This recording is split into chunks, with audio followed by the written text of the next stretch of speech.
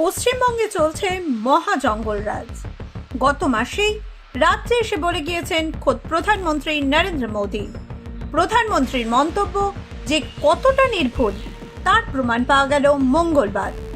ওষুধ কিনতে বাজারে যাওয়ার পথে বিজেপি নেতাকে অপহরণ করে তৃণমূলে যোগদান করালো তৃণমূলী দুষ্কৃতীরা।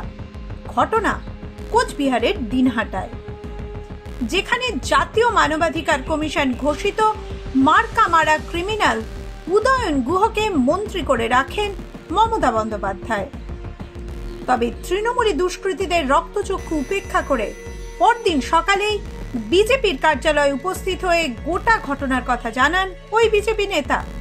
তারপর সংবাদ মাধ্যমের সামনে তিনি যা বললেন শুনলে শিউরে উঠবেন আপনিও। অভিযোগকারী বিজেপির দিনহাটা ৩ নম্বর মণ্ডলের প্রাক্তন সভাপতি কমল বর্মন।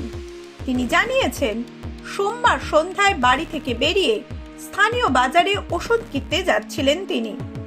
পথে তাকে ঘিরে ধরে কালো কাপড়ে মুখ ঢাকা তৃণমূলী দুষ্কৃতীরা। তাদের মধ্যে ছিলেন তৃণমূলের স্থানীয় অঞ্চল সভাপতিও।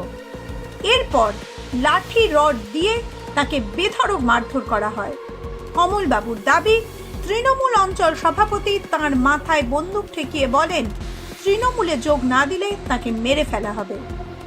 এরপর কমল বাবুকে অপহরণ করে দিনহাটা ২ নম্বর ব্লক তৃণমূল সভাপতি দীপক ভট্টাচার্যের বাড়িতে তাকে নিয়ে যায় দুষ্কৃতীরা। সেখানে প্রায় ২০০ দুষ্কৃতী কমল বাবুকে ঘিরে ছিল। সেখানে ক্যামেরার সামনে তৃণমূলে যোগদান করছি বলতে বাধ্য করা হয় তাকে।